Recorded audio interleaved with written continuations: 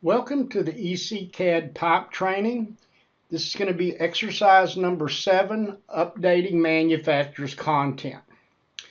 From time to time, we will come out with new content or maybe updated content from a manufacturer. You want to be in your main screen of Part Manager, and you want to go up here to the icon right here. That's going to be your import. You'll click onto this icon, and that will open up a browser to where you can browse to wherever the file lives that we have sent you with the updated content. Then you just go ahead and hit open, and it will go ahead and start updating the content.